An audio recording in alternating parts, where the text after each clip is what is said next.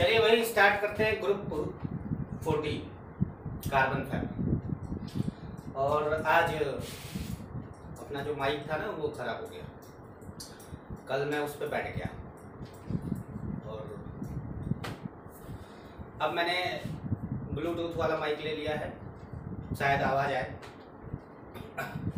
थोड़ी बहुत कम आएगी तो मैनेज कर लीजिएगा। पंखा बंद कर दिया जाएगा यार, पंखा बंद कर दे, गर्मी नहीं लग रही ना है?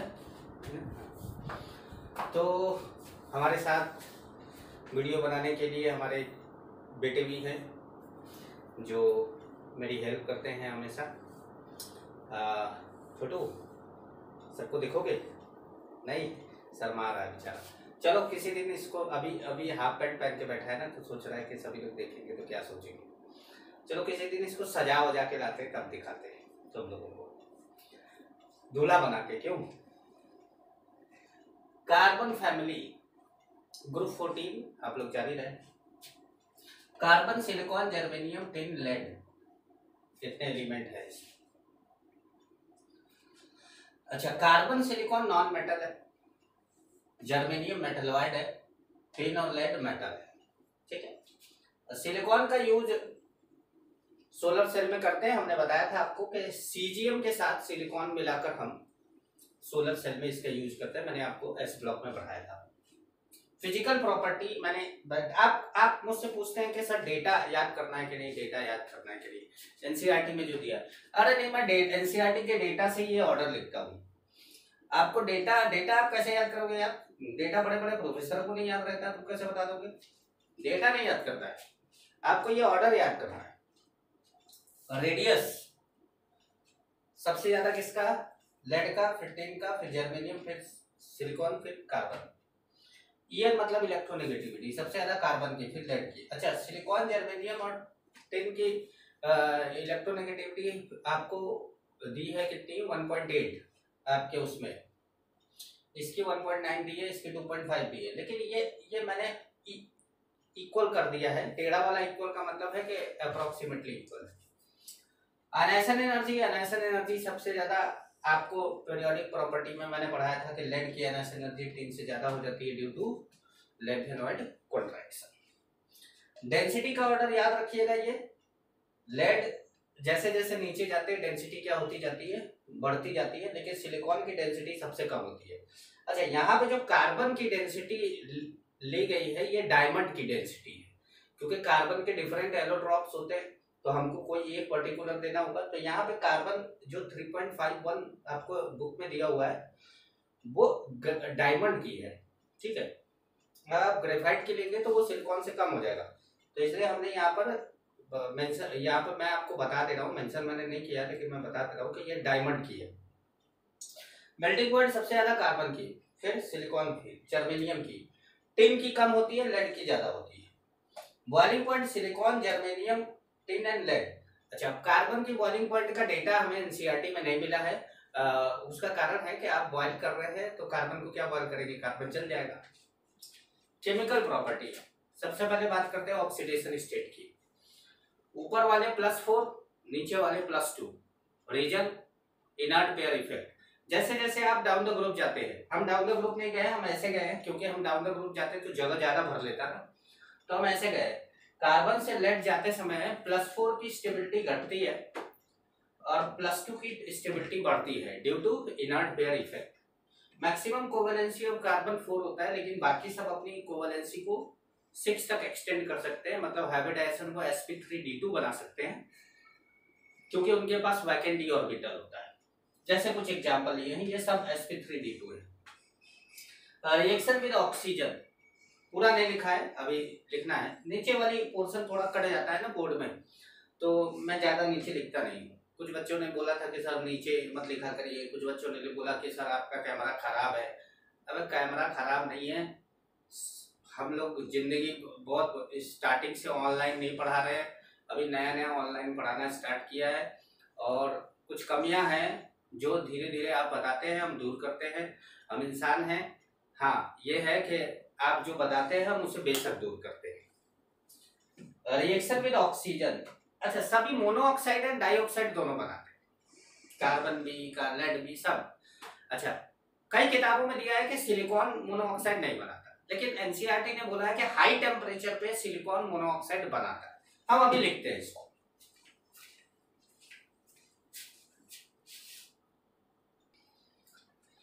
देखिए SiO only exist at high temperature, इसलिए हम SiO की बहुत बात नहीं करेंगे, लेकिन ये भी नहीं मानेंगे कि ये होता भी नहीं है।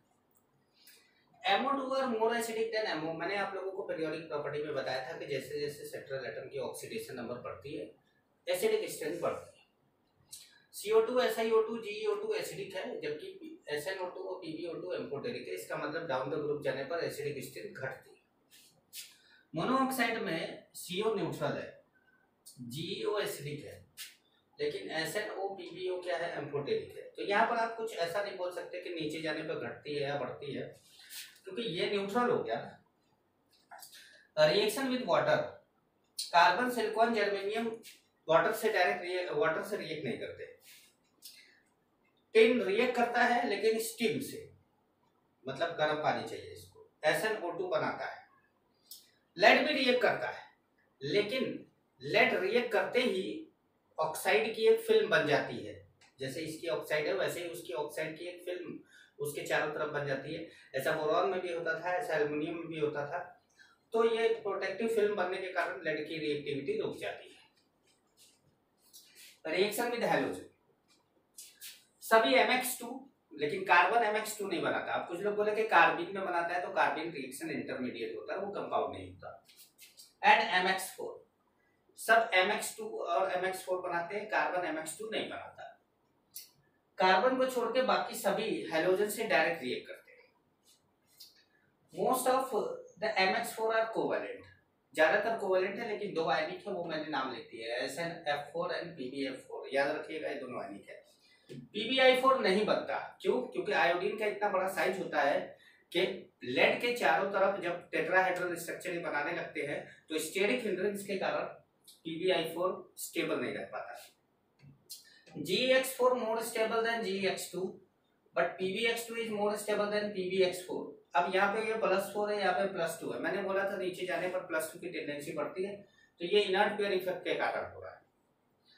Except CCl4, all MX4 are easily hydrolyzed because all central atom have vacant d orbital। Carbon के पास vacant d orbital नहीं होता, लेकिन बाकी सबके पास vacant d orbital होता है, जो वाटर के लोन पेयर को एक्सेप्ट कर सकते हैं। जैसे सिलिकॉन है, वाटर के लोन पेयर को एक्सेप्ट करके यहाँ एक Cl हटा के OH आ जाता है। इसी तरीके से आप बारी बारी से वाटर का अटैक कराएंगे तो चारों Cl हटा के 4 OH आ जाएगा, और उस कंपाउंड को हम सिलिसिलिक एसिड बोलेंगे।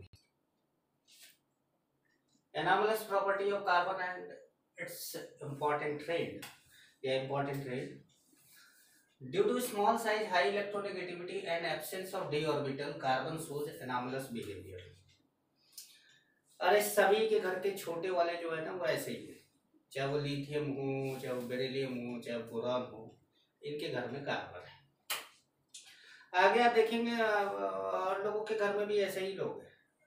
नाइट्रोजन, ऑक्सीजन, फ्लोरीन, ये सब भी निकम्मे जो है अपने घर वालों की बात नहीं मानते, हमेशा कुछ नया, और इसको वो लोग बोलते क्या है, एडवांस सोच, नहीं कुछ और बोलते, क्या बोलते तुमको नहीं पता? चलो, carbon is capable to form P bond. P bond का मतलब डबल बॉन्ड, ट्रिपल बॉन्ड बनाने में कैपेबल है। और कार्बन की एक और प्रॉपर्टी है कि ये अपने एक कार्बन दूसरे कार्बन से बड़ी आसानी से जुड़ सकता है। ऐसी प्रॉपर्टी जिस भी एलिमेंट में होती है उसको कैटिनेशन प्रॉपर्टी बोला जाता है। और पूरे पीरियोडिक टेबल में सबसे ज्यादा कैटिनेशन प्रॉपर्टी कार्बन में ही होती है, क्योंकि एक कार्बन दूसरे कार्बन से जुड़ के लाखों कार्बन जुड़ जाते हैं एक साथ। सबसे ज्यादा कार्बन में, फिर सिलिकॉन में, फिर जर्मेनियम में, टिन में। लेड में ऐसा कुछ होता नहीं। बॉन्ड एनर्जी सबसे ज्यादा कार्बन की, फिर सिलिकॉन की, फिर जर्मेनियम की, फिर टिन की। जब लेड में बॉन्ड ही नहीं बनता लेड के बीच, तो फिर बॉन्ड एनर्जी क्या बनेगी? Due to catenation property, carbon able to show allotropic form. अब कार्बन के एलोट्रोपिक फॉर्म में हमको पढ़ना है, डायमंड पढ़ना है, ग्रेफाइट पढ़ना है। दो के बारे में तो मैंने लिखा है, फुलरेन पढ़ना है, डायमंड क्या है? डायमंड sp3 हाइब्रिडाइज्ड होता है, बॉन्ड लेंथ 154 पिकोमीटर या 1.54 एंगस्ट्रॉम होता है। ये सिंगल बॉन्ड की आइडियल बॉन्ड लेंथ भी है, जो हम एल्केन में भी बोलते हैं। Number of atom per unit cell, एक डायमंड का जो क्यूबिक यूनिट सेल बनता है उसमें number of atom per unit cell 8 होते हैं। अब पैकिंग एफिशिएंसी 34% होती है, बिल्कुल सही सुना आपने। Hardest substance on earth, diamond क्या है? हार्डेस्ट सब्सटेंस है, पूरे अर्थ में सबसे ज्यादा हार्डनेस इसी के पास होती है। जैसे आपकी बॉडी में सबसे हार्ड सब्सटेंस आपके दांतों में इनामेल है, और मैंने प्लांट में पढ़ा था कि आपके पॉलन ग्रेन के ऊपर का जो कवर होता है वो क्या बोलते हैं उसको, जो भी, शायद उसी में से पॉलन ट्यूब बाहर में निकलता है, तो वो हार्डेस्ट सब्सटेंस माना जाता है प्लांट में। एनिमल में इनामेल माना जाता है, आपके दांतों में होता है, लेकिन इन सबसे हार्ड होता है डायमंड, जो किसी भी चीज को काट सकता है।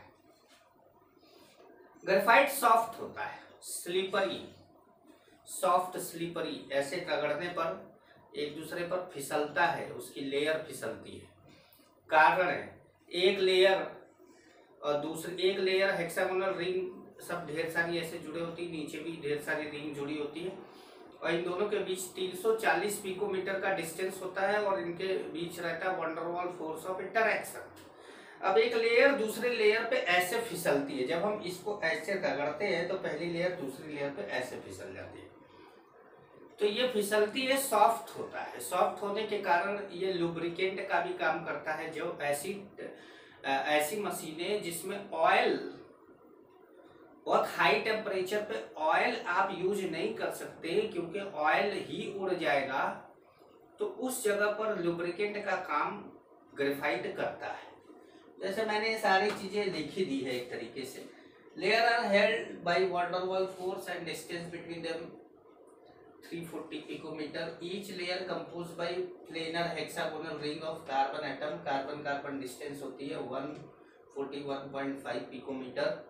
हाइब्रिडाइजेशन इसकी sp2 होती है, मतलब एक कार्बन 3 सिग्मा बॉन्ड और एक पाई बॉन्ड बनाता है, और यही पाई बॉन्ड का इलेक्ट्रॉन डीलोकलाइजेशन में इन्वॉल्व होता है, जिसके कारण ग्रेफाइट इलेक्ट्रिसिटी कंडक्ट करता है। Due to its soft nature it is used as a dry lubricant in machines running at high temperature. देखिए बात करते हैं फुलरेन की। फुलरेंस की sp2 हाइब्रिडाइज्ड होता है, एरोमेटिक कैरेक्टर होता है इसके अंदर, क्योंकि पाई इलेक्ट्रॉन का डीलोकलाइजेशन होता है इसमें। फॉर्मूला इसका C60 या C70 होता है, C60 भी बोलते हैं, C70 भी बोलते हैं। ट्रेसेस में C70 पाया जाता है। इसका सॉकर बॉल लाइक स्ट्रक्चर होता है, नीचे लिखा गया है, इसको ऊपर लिखना चाहिए था। सॉकर बॉल लाइक स्ट्रक्चर होता है जिसमें 26 मेंबर्ड रिंग होती है एंड 12 5 मेंबर्ड रिंग होती है। जो 6 मेंबर्ड रिंग होती है वो फ्यूज होती है 6 एंड 5 मेंबर्ड रिंग दोनों से, but 5 membered ring only fuse with 5 membered ring is only fuse with 6 membered ring.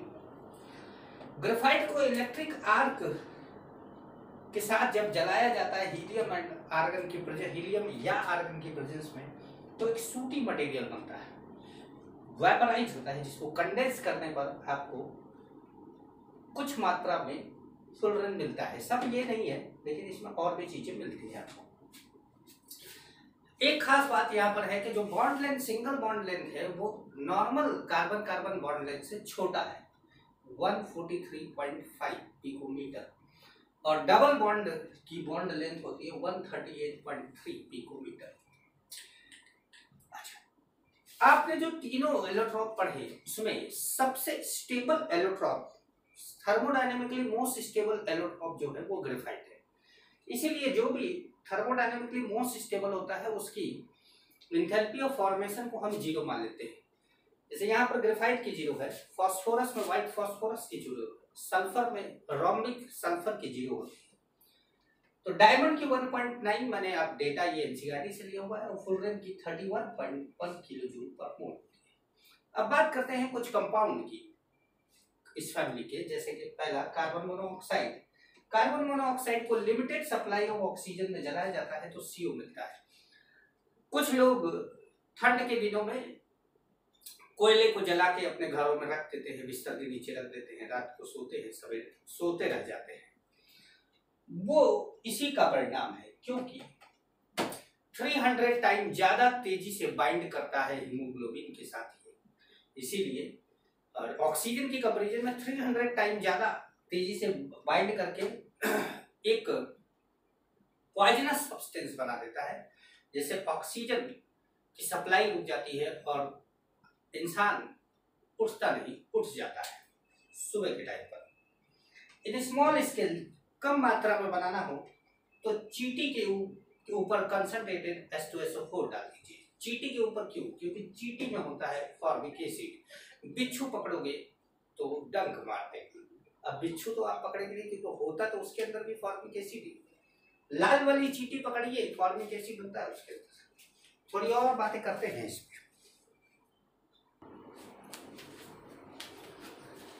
देखिए भाई, कॉमर्शियल स्केल में अगर आपको कार्बन मोनोऑक्साइड बनाना है तो आप हॉट कोक पर स्टीम पास करा दीजिए, वाटर गैस मिलेगी। आप लोगों ने हाइड्रोजन फैमिली, हाइड्रोजन की तो कोई फैमिली होती नहीं, तो अकेला बच्चा है अपने घर का, तो हाइड्रोजन फैमिली में नहीं, हाइड्रोजन में आप लोगों ने पढ़ा था वाटर गैस, सिन गैस या सिंथेसिस गैस कहते हैं इसको। अगर आप स्टीम की जगह पे एयर लेते हैं तो एयर में क्या होता है कि 1:4 के रेशियो में नाइट्रोजन मतलब ऑक्सीजन नाइट्रोजन होता है, इसलिए 1 प्लस मतलब O2 + 4 N2 आपको एनसीईआरटी में ऐसे ही दिया होगा। हॉट कोक ले लिया आपने एयर, और ये जो है 1273 केल्विन टेम्परेचर, ये मैक्सिमम टेम्परेचर। Cu+4N2 बनता है, इसको प्रोड्यूसर गैस कहते हैं। अच्छा, इसको भी जला देंगे तो CO और H2 दोनों ही हीट प्रोड्यूस करेंगे। इसको भी जला देंगे तो ये तो कुछ नहीं करेगा, पर ये हीट प्रोड्यूस करेगा। तो अब ये दोनों ही क्या है, एक अच्छे फ्यूल है। और अगर आपसे पूछा जाएगा दोनों में ज्यादा अच्छा फ्यूल कौन है, तो बोलो कि water gas is better fuel than producer gas. CO colourless, odourless है, वाटर इनसॉल्युबल है, पॉइजनस गैस है। मैंने अभी थोड़ी देर पहले बोला था कि हीमोग्लोबिन से ऑक्सीजन के कंपैरिजन में 300 टाइम फास्टर बाइंड करता है। CO is very good reducing agent, metal से ऑक्सीजन को खींच के मेटल बना देता है। ये मेटलर्जी में रिएक्शन आप अगर आप 11th में है तो आप मेटलर्जी 12th में पढ़ेंगे, और अगर आप 12th पास है या 12th में है तो पढ़ ही रहे हैं। तो ये मेटलर्जी में रिएक्शन आती है, जिसमें ये मेटल कौन नहीं हो सकता, ये अल्कली मेटल नहीं हो सकता, ये अल्कलाइन अर्थ मेटल नहीं हो सकता, ये एल्युमिनियम नहीं हो सकता, और कुछ ट्रांजिशन मेटल नहीं होते, बाकी सब ये हो सकते हैं। बहुत ही अच्छा रिड्यूसिंग एजेंट माना जाता है CO2। प्रॉपर ऑक्सीजन की सप्लाई हो और कार्बन को जलाया जाए तो CO2 बनेगा। किसी भी हाइड्रोकार्बन को ऑक्सीजन में जला दिया जाए तो CO2 बनेगा। लैब में अगर CO2 बनाना है आपको तो कैल्शियम कार्बोनेट में, लाइमस्टोन बोला जाता है, कैल्शियम कार्बोनेट में डाइल्यूट एसिड डाल दीजिए, CO2 मिल जाएगा। कॉमर्शियली आपको CO2 बनाना है तो CaCO3 और को हीट कर दीजिए, CO2 बनेगा। आप बोलेंगे कॉमर्शियली कौन CO2 बनाना चाहेगा? फायर एक्सटिंग्विशर है ना, काम आता है। ठीक है, तो इसके बाद आगे बात करते हैं।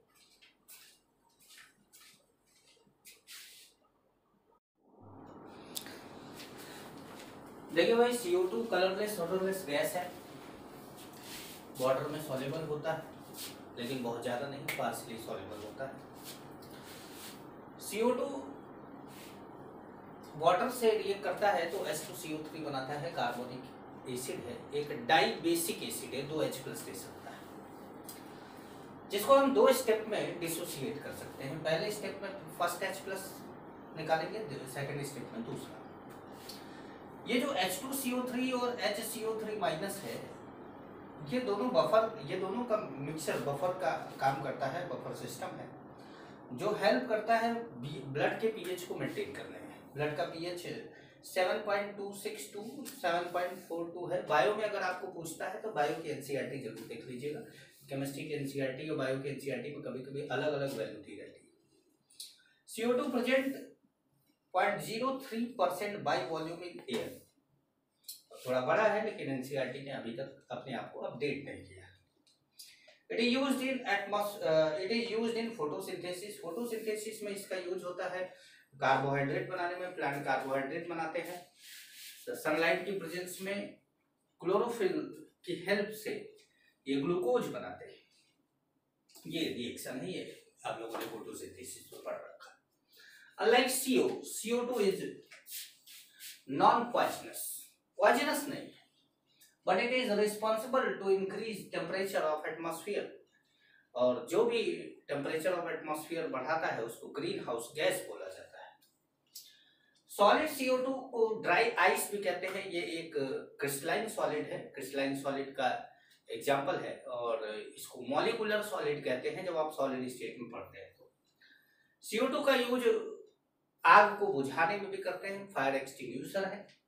अगर CO2 का रिजनेटिंग स्ट्रक्चर की बात करें तो कुछ इस तरह का बनता है।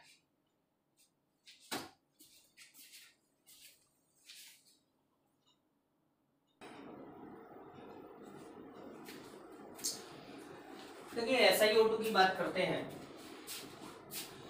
सिलिकॉन डाइऑक्साइड 95% अर्थ क्रस्ट इसी का बना होता है। 95% earth crust made by silica and silicates. देखिए सिलिका लिखना चाहिए था, silicates. SiO2 is commonly known as silica. जो ऐसा सिलिका है उसको SiO2 मतलब SiO2 को सिलिका ही बोला जाता है। और आप यूँ कह सकते हैं कि सिलिकेट्स भी यही है, पर उसके अंदर कुछ और मेटल मिल जाते हैं। Quartz, cristobalite and tridymite are some of the crystalline form of silica, जिसमें मोस्ट इंपॉर्टेंट क्वार्ट्ज है, और ये इंटर कन्वर्टेबल होते हैं एट सम टेम्परेचर। कुछ पर्टिकुलर टेम्परेचर पे ये इंटर कन्वर्टेबल होते हैं। स्ट्रक्चर ऑफ SiO2 क्रिस्टल, दरअसल SiO2 क्रिस्टल ये स्ट्रक्चर होता नहीं है, लेकिन 2D में ऐसे ही बना सकते हैं। ये टेट्राहेड्रल स्ट्रक्चर होता है। यहाँ पर तो ये स्क्वायर जैसा दिख रहा है। एक रिंग के अंदर 8 मेंबर होते हैं, जैसे 4 सिलिकॉन है और 4 ऑक्सीजन है, ठीक है। एक बहुत बड़ा नेटवर्क बनता है इसका, आप इसको क्वार्ट्ज बोल सकते हैं। ऐसा कुछ स्ट्रक्चर होता है नेटवर्क में, और जिसमें आप देखें तो एक सिलिकॉन से 4 ऑक्सीजन जुड़े होते हैं, टेट्राहेड्रली जुड़े होते हैं, और ये SiO4 स्ट्रक्चरल यूनिट है इसका। वैसे तो SiO2 आप बोल सकते हैं कि यूनिट है, लेकिन स्ट्रक्चरल यूनिट की बात करें अगर आप तो SiO4 बोले।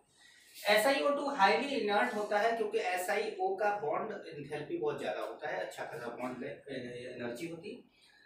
मतलब किसी एसिड से, हाइड्रोजन से, ऑक्सीजन से ये जल्दी रिएक्ट नहीं करता है, लेकिन HF और NaOH से रिएक्ट कर जाता है। NaOH से रिएक्ट करके Na2SiO3 बनाता है, और HF से रिएक्ट करके SiF4 बनाता है।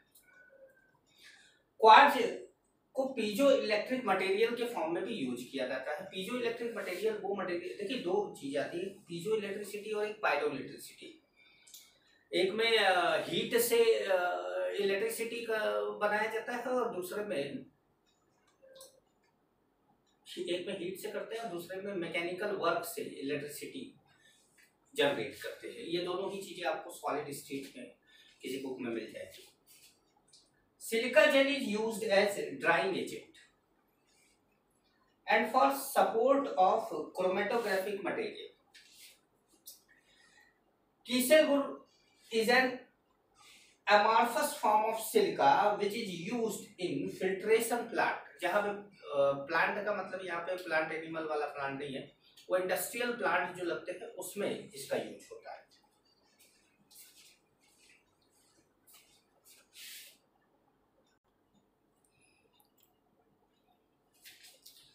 अब देखिए बात करते हैं सिलिकॉन्स की।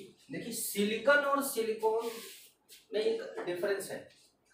जब आप ऐसा ही सिलिकॉन केवल लिखते हैं तो ई नहीं लगाते, और जब सिलिकॉन लिखते हैं तो ई लगा देते हैं। ध्यान रखिएगा, बच्चों को इसमें कंफ्यूजन हो जाता है। सिलिकॉन से एक ऑर्गेनो सिलिकॉन पॉलीमर है। इसमें क्या करते हैं कि कोई भी एल्काइल या अराइल ग्रुप सिलिकॉन से जुड़ा हो और उसी के साथ क्लोरीन भी जुड़ा हो, तो ऐसे कंपाउंड को सिलिकॉन बोला जाता है। लेकिन ये पॉलीमर होना चाहिए, एक कंपाउंड नहीं, वो तो मोनोमर हो जाएगा। अब it has R2SiO, R2SiO repeating unit होता है। जैसे R की जगह पे कुछ भी ले सकते हैं आप, CH3, C2H5, कोई बेंजीन रिंग, कुछ भी ले सकते हैं आप। मैंने यहाँ पर एक एग्जांपल लिया है और उसी एग्जांपल को लेकर समझा रहा हूँ, लेकिन आपको ये नहीं सोचना है कि केवल CH3 हो सकता है, यहाँ पर कुछ भी हो सकता है, कोई भी R ग्रुप हो सकता है। तो जैसे मान लीजिए CH3Cl को Si के साथ रिएक्ट कराते हैं जब कॉपर पाउडर की प्रेजेंस में एट 573 केल्विन टेम्परेचर पे, तो ये जो Si है इसके साथ CH3Cl दोनों जुड़ता है, CH3 भी जुड़ता है, Cl भी जुड़ता है, और इसमें ये बना सकता है MeSiCl3। भाई मैंने यहाँ पर कोई पर्टिकुलर वो नहीं लिया है, कितना नंबर लेना है आप जितना मर्जी उतना ले सकते हैं। CH3SiCl3 बना सकता है, CH3 twice SiCl2 बना सकता है, CH3 thrice SiCl, या फिर CH3 4Si बना सकता है। ये लेकिन बहुत कम अमाउंट में बनता है। और जो सिलिकॉन बनाने के लिए आपको चाहिए वो ये चाहिए R2SiCl2। R2 CH3 twice तो है, लेकिन हमने बोला कि भाई R कुछ भी हो सकता है, तो हमें चाहिए R2SiCl2। ध्यान रखिएगा, आपको R2SiCl2 चाहिए। तो आपने R2SiCl2 ले लिया, इसकी सबसे पहले आपने हाइड्रोलिसिस कराई वाटर से, तो 2 Cl हटा के 2 OH आ गया। अब ये जो 2 OH आया यही आपका मोनोमर है। अब ये मोनोमर, एक मोनोमर, दूसरा, तीसरा, इस तरीके से लाखों मोनोमर रहेंगे। अब बार बार कंडेंसेशन पॉलीमर का मतलब ये होता है कि कुछ चीजें जो है उसमें बाहर निकलती है, जैसे अल्कोहल निकल जाए, अमोनिया निकल जाए, वाटर निकल जाए। यहाँ पर वाटर निकलता है, इसको स्टेप ग्रोथ पॉलीमराइजेशन भी बोला जाता है, क्योंकि एक एक स्टेप पे आगे बढ़ रहा है।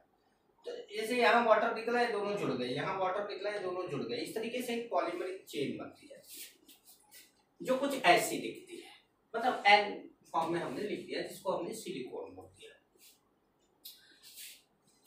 The chain length of silicon can be controlled by adding अब R3SiCl। अब जो भी R आपका रहा हो, CH3 रहा है तो CH3 thrice SiCl ले लीजिए। तो CH3 thrice SiCl अगर आप लेते हैं और इसकी हाइड्रोलिसिस कराते हैं, तो जो Cl है उसको हटा के OH आ जाएगा।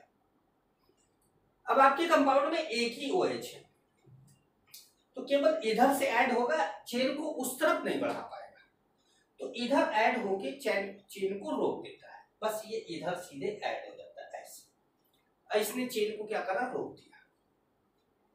समझ पा रहे? तो आप ध्यान रखिएगा कि इसका यूज, जैसे इसका यूज कब होगा, रिएक्शन को रोकने में, ब्लॉक करने में। और आपका जो यूनिट है जिससे आप बनाएंगे वो कौन है, R2SiCl2। इससे आप स्टार्ट करेंगे। मोनोमर आपका ये है R2SiOH twice, ये आपका मोनोमर है। ये मोनोमर नहीं है, इसकी तो हाइड्रोलिसिस करेंगे, लेकिन काम की चीज यही है कि शुरुआत आप इसी से करेंगे। समझ रहे? अब बात करते हैं सिलिकेट्स की।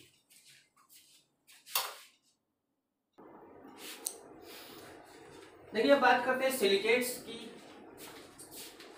The basic structure unit of silicate क्या है, SiO4 है। ऐसे बनाया जाता है, ऊपर से टॉप एंगल से जब देखते हैं आप ऐसे, तो ऑक्सीजन के जस्ट नीचे सिलिकॉन दिखता है।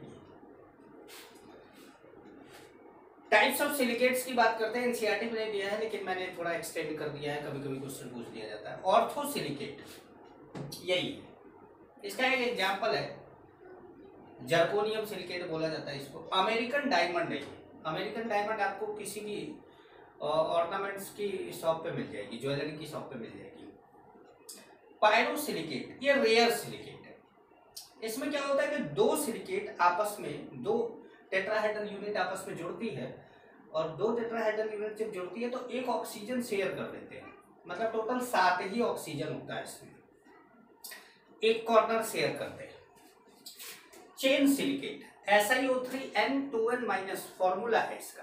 वैसे तो फॉर्मूला निकालने का ये तरीका है, अगर SiXOYZ-, अब जो Z है वो कैसे आएगा, 4x - 2y से, 4x - 2y से। जैसे यहीं पर आप देख लीजिए, यही देख लीजिए, x की वैल्यू कितनी है 1 है और y की वैल्यू कितनी है 4 है, तो 4 - 8 कितना आएगा, -4 आएगा z की वैल्यू। इसमें दो कॉर्नर ईच टेट्राहेड्रल, जैसे इसके एक कॉर्नर शेयर कर रहे थे, उसके दो कॉर्नर शेयर करेंगे और एक चेन बन जाएगी। भाई जाहिर सी बात है, इधर का भी शेयर करेगा, इधर का भी शेयर करेगा, तभी चेन बनेगी। साइक्लिक सिलिकेट में भी दो कॉर्नर शेयर करते हैं, इसलिए मैंने लिखा, तो यही चीज उठा के यहां लिख दीजिएगा, ठीक है, दो कॉर्नर शेयर करते हैं, यहां लिख दीजिएगा। डबल चेन सिलिकेट एक खास तरह का सिलिकेट है जिसमें 50% जो टेट्राहेड्रल यूनिट है वो अपने दो कॉर्नर को शेयर करता है दूसरे से, और जो रिमेनिंग 50% है वो अपने 3 कॉर्नर को शेयर करता है। 50% दो कॉर्नर को और रिमेनिंग 50% 3 कॉर्नर को शेयर करता है। ये डबल चेन सिलिकेट है, एक चेन रहती है, उसके जस्ट नीचे उसी से जुड़ी दूसरी चेन रहती है, जिसको बोलते हैं डबल चेन सिलिकेट। अब ये चेन अगर बढ़ती जाए ऐसे तो एक सीट बन जाएगी, इसको हम बोलेंगे सीट सिलिकेट। सीट सिलिकेट के अंदर हर टेट्राहेड्रन अपने 3 कॉर्नर को दूसरे टेट्राहेड्रन से शेयर करता है, 3 ऑक्सीजन को शेयर करता है। और जो मतलब आप सोच रहे हैं कि सब 4 टेट्राहेड्रन को कब शेयर करेगा, अरे 4 को जब शेयर कर लेगा तब तो वो क्वार्ट्ज बन जाएगा, तब तो वो सिलिका बन जाएगा, सिलिकेट्स कहां रह जाएगा, तो ये ध्यान रखिएगा। अच्छा, एक सिलिकेट्स का एप्लीकेशन है जियोलाइट, आपको एनसीईआरटी में दिया हुआ है, मैं बता देता हूं क्योंकि मैंने आप लोगों को इसको सरफेस केमिस्ट्री में भी बताया हुआ है कि एल्यूमिनो सिलिकेट है, जो एल्यूमिनो सिलिकेट है जो क्या करता है, हाँ, ZSM5, इसमें एक एग्जांपल है ZSM5, जो अल्कोहल को गैसोलीन में चेंज करता है। तो ये आपका पूरा चैप्टर है, ध्यान रखिएगा और ध्यान से पढ़ लीजिएगा इसको।